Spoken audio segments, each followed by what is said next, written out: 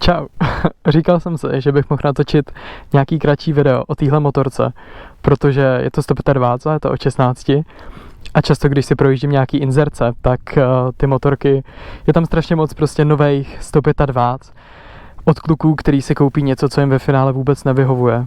Bodeďbina, já se jim asi vůbec nedivím. Ten výběr je poměrně velký a každý prodejce si ty svý motorky strašně chválí a pak ve finále si člověk koupí třeba něco, co ani nechce. Takže jsem si říkal, že o tom udělám nějaký kratší video, protože jsem na internetu vlastně jich moc nenašel, českých.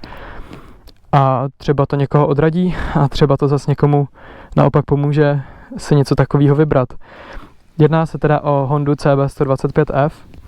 Je to úplně to nejlevnější, co se člověk může vlastně u Hondy koupit. A samozřejmě na té motorce to jde vidět, že se šetřilo. Ale myslím si, že v 16 letech na naučení je to fakt jako fajn motorka. Co se motoru týče, tak je to jednoválec, 4taktní, vzduchem chlazený, dvouventilový. Lé se tam litr oleje a nemá karburátor. Je to poháněný normálně jako vstřikama, je to krmený vstřikem. Takže to je docela fajn. Ta motorka je vlastně převodovaná docela dost jako do spotřeby, kdy člověk vlastně může jet na 5 klidně 50 a motorka žere nějakých 1,5 litru na 100. Je tam vlastně převodovka 5stupňová, nemá to prostě 6, ale ty kvality jsou poměrně dlouhý, takže jako dá se, jo, na tu 5 člověk buď může jet 50, anebo může jet prostě 118, jo, takže ta motorka se nechá docela točit, jako každá 125. Co se designu týče, tak samozřejmě to strašně záleží na každém, ale myslím si, že za 60 000 korun ta motorka vypadá poměrně pěkně. Tenhle konkrétní model je starý asi týden, je to 2.24, teď má najeto necelých 200 km, který jsem na tom najel. A já jsem měl vlastně stejný typ, akorát že 2012, když mi bylo 16, která vlastně měla úplně stejný motor, až na pár odlišností, na kterém jsem najel asi 16 000 km, takže si myslím, že jako nějak tu motorku jako znám. Co se nevýhod týče, rozhodně brzdy. Vzadu je bubnová brzda, čemuž já vůbec nerozumím. V dnešní době si myslím, že už je to docela přežitek. Rozumím tomu, že kotoučová brzda by vyšla dráž, ale nevěřím tomu, že by to tak halo s cenou. Minimálně bych jí tam dal třeba jako příplatkovou verzi, protože by to jako o hodně zlepšilo ten brzdný účinek. Ale neříkám, že ta motorka brzdí jako nutně špatně, to zase ne. Ale určitě tam je prostor pro zlepšení. Vepředu je, tuším, že 230 nebo 240 kotouč a třmen je vlastně jednopístkovej. Brzdí to docela dobře, ten předek, ten zadek je prostě spíš na takový přibrždění, ale když se do toho člověk opře do těch brzd, tak není problém to zastavit. Bodeďby taky, jo, že jo, váží to pár kilo. Takže tak, co se týče odpružení, tak vepředu jsou vlastně obyčejný levný teleskopický vidlice a jako tlumí to tak nějak, jako že to tlumí. Neříkám, že to je úplně špatný, je to spíš takový jak loď. Trošku se to jako tak pohoupává, když člověk jde po nerovnostech, ale není to jako nutně špatný. Vzadu vlastně jsou taky takový tlumiče, který jsou nastavitelný do 5 poloh, což není vůbec špatný, když třeba člověk jde naložený nebo s batůžkem. Nějaký 16letý klučina chce vyvenčit holku, tak se to dá docela jako zpevnit ten zadek a jde to. Věc, která se mi na té motorce líbí, je to, že vepředu je docela pěkný ledkový světlo, který sice přes den vypadá jako hrozná bludička, jakože to moc nesvítí, ale v noci je teda opak pravdou. Svítí to fakt moc pěkně. A vzadu, co se týče zadní lampy, tak tam je prostě obyčejná dvouvláknová žárovka. Jedna pro světlo, druhá pro brzdovku a blinkry jsou obyčejný žárovkový. Ten motor je fakt jako jednoduchý, spolehlivý, není vlastně co řešit. Na displeji vlastně člověk vidí všechno, co potřebuje. Je tam rychlost, čas, je tam trip 1, trip B, celková vzdálenost ujetá, okamžitá a průměrná spotřeba, samozřejmě hladina paliva v nádrži, zařazený kvalt. Jestli mi na tom teda něco chybí, tak je to otáčkoměr, protože to si myslím, že je vždycky fajn, když třeba člověk vidí, na kolik otáček jede. Neříkám, že to je nutný, ale je fajn trochu mít přehled. Takže to je asi jediná věc, kterou bych jako tomu infotainmentu tady vytknul. Dokonce je tady i ekokontrolka, která se rozsvítí ve chvíli, kdy člověk jede vlastně na takový otáčky, kdy ta motorka žere prakticky jako nejmíň. Což je taky fajn, když prostě ti maminka nedá v 16 letech na béňo a ty nemáš brigádu, tak z toho vytáhneš třeba o 50 km ještě víc. Na nádrž člověk ujede asi 700, což je úplně šílený. Nádrž má 11 litrů, tuším, takže jako pecka, no. Jako co se týče údržby, tak ta motorka je fakt jako strašně jednoduchá. Což si myslím, že je vlastně to, co v 16 letech jako chceš. Jak říkám, když si člověk prostě vybírá takovouhle motorku, tak se musí jako zamyslet, co od ní čeká. Jestli bydlíš někde na vesnici, jezdí ti blbě autobusy, chceš vlastně mít tu svobodu a dostávat se do školy nebo třeba do práce, tak je tahle motorka úplně ideální, protože nic nežere, jede, myslím si, co se provozu týče, úplně jako v pohodě. Není to žádný rychlík, o tom žádná, každopádně 90 tam je za chvilku, což vlastně člověku i stačí, když to má na tyhle účely a nechce s tím závodit nebo lítat někde nějaký zatáčky šíleně. A co se pneumatik týče, nebo kol jako takovejch, tak tam jsou 18 a vzadu je pneumatika, tuším, že je 100/80, vepředu je 80/100, což je strašidelně úzký. Má to výhody, má to nevýhody. Nemá to takový odpor, jede líp. Co se týče jako rychlosti, na druhou stranu nemůže to člověk tolik klopit a na deště to je trochu nebezpečný, jo? Takže člověk prostě musí se všem počítat. Co se jízdní pozice týče, tak je uvolněná, je to jako když člověk sedí na židli, stupačky jsou posunutý poměrně dost dopředu, což si myslím, že není vůbec jako na škodu na takovýhle motorce. A ovladatelnost je úplně jako špičková, protože samozřejmě pneumatiky nic to neváží. Pneumatiky jsou uzonký, takže na tom vlastně není moc jako čemu se divit. Pozice je vzpřímená, sedlo je asi 790 mm vysoko, což znamená, že se na to složí i nějaká slečna, která by si třeba chtěla dělat řidičák, což je úplně fajn. Tím myslím nějakou nižší slečnu, což si myslím, že je fajn.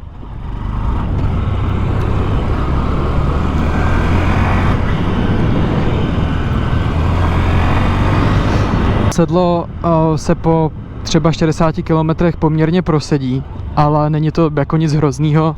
Dalo by se na té motorce i cestovat, kdyby člověk někam nespěchal. Minimálně ta spotřeba to poměrně jako dovoluje. Nespornou výhodou motorky je i vlastně množství příslušenství, který si člověk k tomu může koupit. Jak třeba vyloženě od Hondy, tak je toho spousta dostupného i na internetu, kdy si člověk může třeba koupit padací rámy, jak velký na řidítka, tak i třeba rámy z boku motorky, což se vždycky hodí. Třeba tyčový rám z boku motorky stojí asi 2,5 tisíce, což není zase tak špatná cena, když si člověk uvědomí, kolik peněz je to schopný jako zachránit. A nebo třeba kufr na helmu, nebo něco takového, který se dá vlastně přichytit za motorku. A jak říkám, kufr stojí asi 2000, lešení asi 2,5. Takže to není taky úplně na škodu.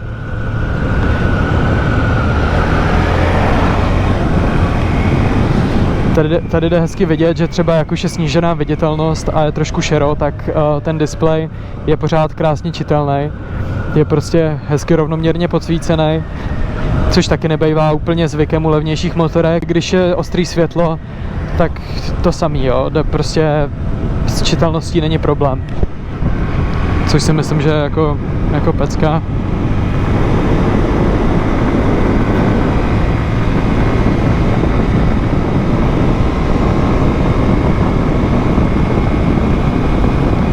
Motorka se vlastně nechá docela i hezky točit. jedem z kopečka a kilečko není vůbec problém. A když člověk vlastně šáhne po brzdách, tak začne okamžitě zpomalovat bez nějakého většího problému. Jak říkám, ty brzdy by mohly být malinko lepší, ale taky by to mohlo být horší. Pořád musíme myslet na to, že se nacházíme v cenové kategorii asi 65 000, takže vlastně není vůbec co řešit.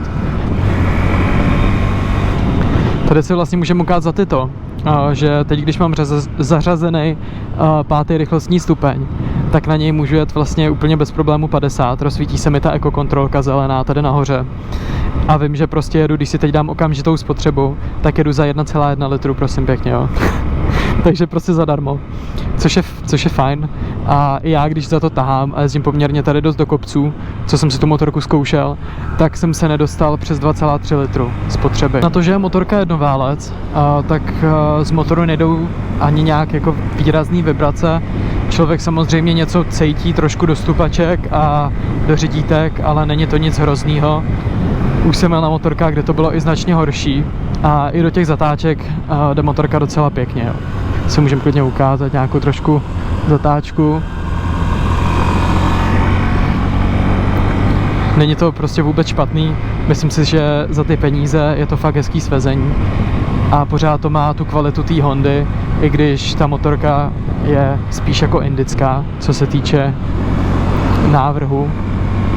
Tak takových jezdí prostě v Indii spousta, i vyloženě od té Hondy, ale jak říkám, na začátek si myslím, že se bude horko těžko hledat lepší motorka v této cenové kategorii. Jo, prostě ty zatáčky se na tom dají taky jezdit docela pěkně, ta motorka prostě kam se člověk podívá, tak tam jede. Jediný handicap je prostě ten výkon, no, ale jak říkám, od nějakého IZFera nebo Duka třeba 11 kW to fakt není takový rozdíl, což mě samotného docela překvapilo, protože když člověk fakt se dá plný a začne to točit, tak tam to kilečko má poměrně za chvilku. Jinak jednou z výhod, kterou jsem ještě nezmínil, to spíš taková prkotina, ale tohle sedlo je vlastně jakoby jeden kus, což je ve chvíli, kdy člověk chce jet ve dvou, značně lepší než sedlo, který je prostě dvoukusový. Co se týče jako příjemnosti pro oba a jako pohodlí. A pod tím sedlem je i poměrně dost místa, takže ve chvíli, kdy člověk jezdí na lehko, nechce jezdit s batohem, tak si úplně v pohodě povinnou výbavu, lékárničku, vestu a tak dá pod to sedlo. Motorky se dá i nějaká rychlost docela vytáhnout. Jedem z kopce a takhle z kopečka je to docela sranda, no. Jo, prostě těch 118 se na tom tachometrových dát dá, ty už jsem tam měl, ale jak říkám, nechci tomu ještě tolik nandavat, má poměrně málo na to. Takže tak, no.